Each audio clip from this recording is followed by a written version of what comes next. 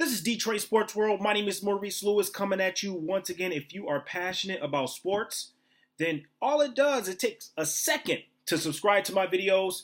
I'm going to give you my predictions of the 2017-2018 Detroit Pistons. How is the season going to go?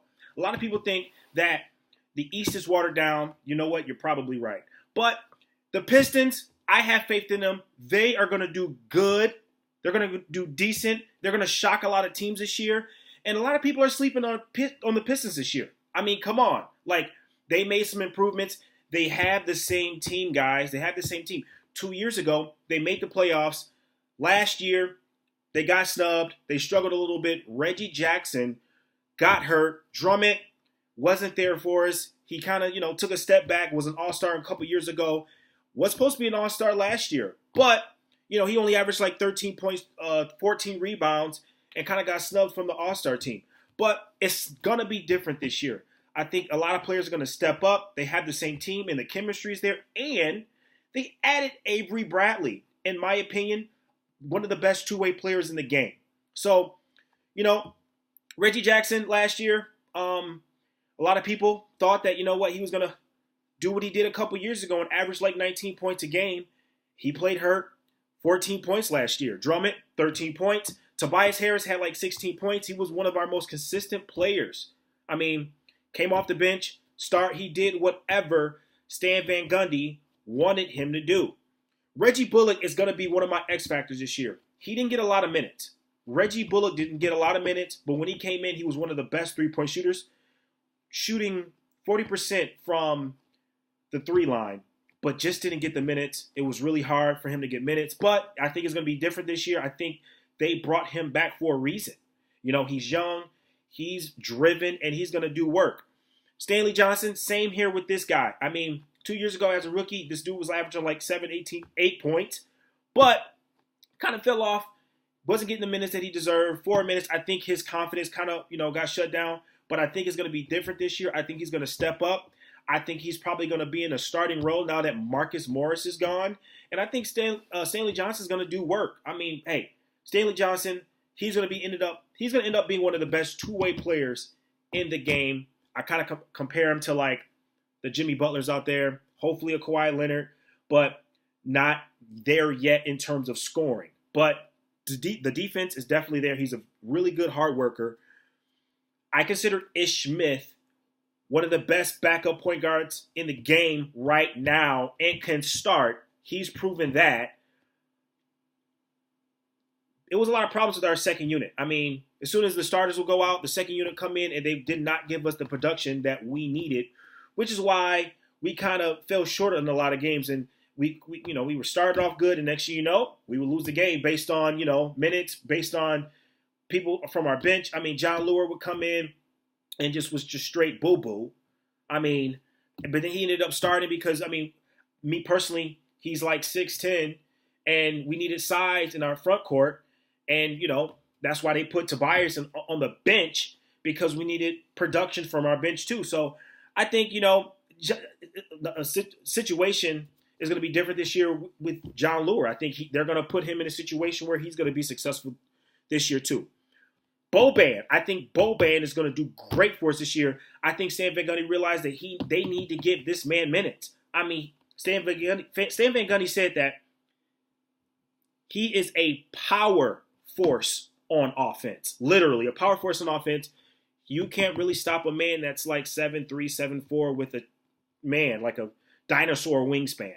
You know what I'm saying? Like, Boban is going to do good this year. He's going to come off the bench. He's not going to start over Drummond, but, I think he didn't get minutes because he's kind of slow-footed and running up and down the court. He got beat a lot, but when he goes down low on offense, you cannot stop that man. So I think Boban is going to do work this year. For our newcomers this year, I already talked about Avery Bradley. Avery Bradley, I think, is going to take on that leadership role and make everyone better. He averaged 16 points with the Boston Celtics, was one of the better two-way players in the game, and I think that's an upgrade in the shooting guard position because Kentavious Caldwell-Pope last year was just a little bit inconsistent, and the years before that, same thing. But I mean, a guy coming in there averaging 16 points, he has something to prove. And I think that 16 points is going to go up and be like 20, 21 points a game. So I'm telling you what I know, guys. Listen to me. Avery Bradley's going to make everybody better. He's going to take on a more of an offensive role, and he's going to be clutch on defense because that's what he knows already. Luke Kennard, I think he's going to do good his rookie year. He averaged like 19 points at Duke. I mean, this dude is a sharpshooter, but he's going to be fighting for minutes. I mean, that's just the way it goes. He's a rookie, but I think he's going to do good this year. Great for the Pistons to bring back Anthony Tolliver. He's a really good role player. Shot close to 40% from the three ball at Sacramento. I think Anthony Tolliver is going to be one of those situational players and a leader that's going to come in and knock down shots and just be a leader for us. Langston Galloway, I wasn't really sure about why they brought him in. I mean, we're already guard deep, but Stan Van Gundy needs shooting, and that's what he does. He shoots. And even though he's like 6'2" with, like, once again, a dinosaur wingspan, I think that Stan Van Gundy brought him in because we need that in Langston Galloway. I mean, he didn't get the minutes anywhere else. So now that he's with the Pistons, I think that he's one of those prove-it contracts, even though I feel like we paid him a little bit more. I think that because of the salary cap going up, we needed to pay him that money. But I think that Langston Galloway is going to end up proving himself that, okay, when we put him in there, he's going to be one of those guys that brings a spark immediately right off the bench. And a guy that I really like that they brought in, a guy in Eric Moreland. He's probably going to be the backup for Drummond and Boban, or just come in there and bring a spark. But this guy brings defense. He brings rebounding. He can run the floor. He's very athletic at 6'10". This dude can ball. He had a shot when he was at, I believe, Sacramento. But, this kind of guy right here, he's just looking for a chance to play and looking for a chance to prove himself. And he's going to do work. I think he's going to do work when he has the chance to. I mean, he did really good in the G League, and he did good in the Summer League this past summer. So I think Stan Van Gundy gave him a chance because if we didn't give him a chance, somebody else was.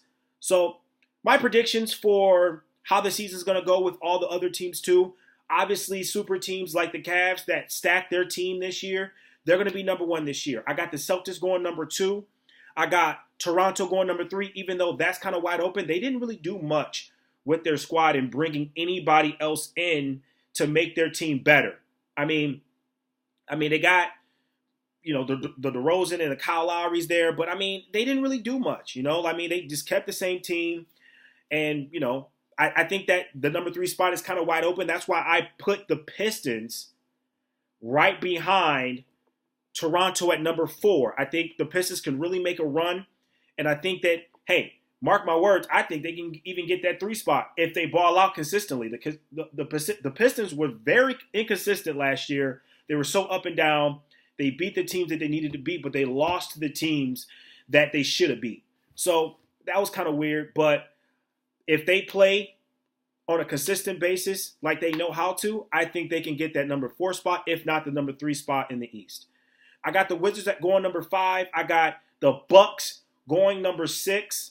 I got the Hawks going number 7 because I think losing Dwight Howard, that centerpiece, they lost a lot down low, even though Dwight Howard, I mean, he's a very inconsistent player. And I got the Hornets going number 8. Everybody else, I mean, it's kind of a battle with the number 7, number 8, and number 9 spot. I mean, you got the Sixers that's going to be battling for that 8th and 7th spot too, I feel like. They're a very young team, very promising team. I got the Heat at number 10, and I feel like they're going to be battling for that 9th, 8th, 7th spot in the East. But other than that, I feel like the Bulls took a step back. The Knicks took a step back because they lost Carmelo, and I believe that the Pacers took a step back because they lost Paul George, and now they're a whole fresh new team. So the Pistons did good with keeping everybody together and keeping the chemistry together, and they can only get better from here. I mean, they can only get better. And they added Avery Bradley, who's going to lead the way and literally get these guys going. So, hey, you heard it from me. My name is Maurice Lewis. Let me know what you think about this video. I mean, I know there's a lot of people that may disagree, but hey, for what I always predict what's going to happen. And so far, I'm never really wrong. And sometimes I'm wrong. Sometimes I'm wrong. But you know what? This is an educated opinion from my view. So let me know what you think. My name is Maurice Luch. You can follow me on all social medias.